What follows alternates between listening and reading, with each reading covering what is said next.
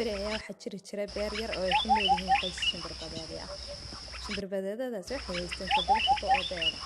Haddaba hooyada shimbirbadeed beedkeedu way ku fadhiisan jirtay si ay hore ugu dilaacaan. Maalin maalmaha ka mid ah ayaa shimbirbadeedii oo ka maqan dhalihii yaryar beedka ka dilaacay qolofkii ay ku jireen dibadda uga soo baxeen. Waxay ahayn dhalo yaryar aad u qurux badan. Waxay ku faraxsanayeen nolosha cusub ay u soo baxeen. Markii hooyadood u soo noqotay way ku soo urureen. Hooyadoodna waxay ku faraxsanayd sidii u quruxda badan yihiin dhalaheeda, laakiinse markii ay tirisay waxay ogaatay in beedkeedii ugu weynaa aan weli dilaacin. Waxay istiri wuxuu u baahan yahay inaad mar labaad ku fadhiisatid oo aanay samaysay sidii si uu hore ugu dilaaco. Waxay niyadda iska lahayd kan baa noqon doona ka ugu weyn uguna quruxda badan leh. Laakiinse markii beedku dilaacay ee dhashii yarida ku jirta kasoo dhex baxday u qaadan waabay ku noqotay hooyadii shimbirbadeed ahayd. Waanay ka amakaajisay dhalihii ay walaalaha ahayn muuqa shimbirbadeed ay ka dilaacday. Waxay noqotay mid ka baabduwan kana midab duwan dhammaan dhalihii kale ay la walaalka ahayd. Waxay la yaabtay sababta ay hooyadeed iyo walaalheed saa uga eegayaan, laakiinse waxay u sheegeen inay ka muuqduwan tahay iyaga. Waxay bilaabeen inay ku qosqoslaan kuna dacaayadeeyaan in ay ka fool xun tahay oo aanay u eekayn. Haddaba shimbirbadeedii yarayd ee foosha xumayd hadalkaasi niyad jab iyo calool xumo ku keenay.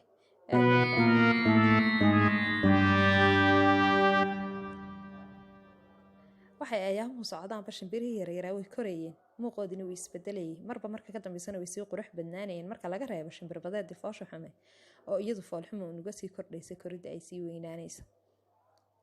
waxaanay ahayd mid ka xajmi weyn dhammaan dhalaha kale la walaalaha ka tahay.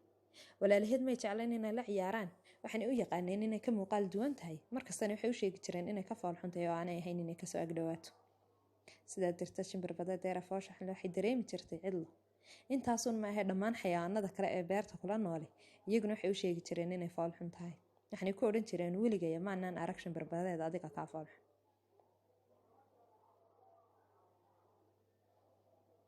hooyadeed baa isku dayi jirtay inay mar walba niyadda u dhisto kana ilaaliso hadallada foosha xun ka soo gaadhaya xayawaanada kale beerta kula nool.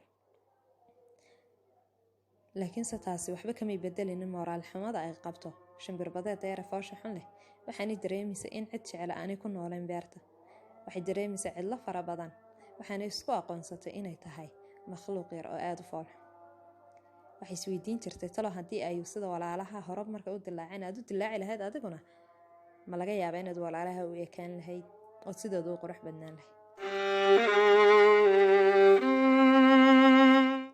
haddaba carruuray maalin maalmaha ka mid ah ayaa waxaa beertii soo galay 2 nin oo ugaarsato ah oo shimbirbadeedda doonayay inay ugaarsadaan. waxay bilaabeen inay rasaas furaan oo ay shimbirbadeeddii ku ridaan. waxay rasaastii ku sayriyaan shimbirbadeeddii beerta ku noolaaba.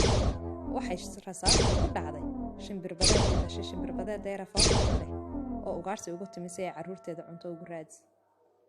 shimbirbadeeddii foosha xumayd maalintii oo dhan waxay sugaysay hooyadeed, laakiin hooyadeed may soo noqon maalintaas. gabalkiina sidiiba ku dhacay. markuu waagii bariyay shimbirbadeeddii yarayd foosha xumayd waxay bilowday inay xayawaanadii beerta kula noolaa mid mid u soo weydiiso inay hooyadeed arkay in kale. ayay u tagtay waanay weydiisay, laakiinse wuxuu ugu jawaabay maya, hore ii dhaaf, yaan la arkin anigoo kula hadlaya.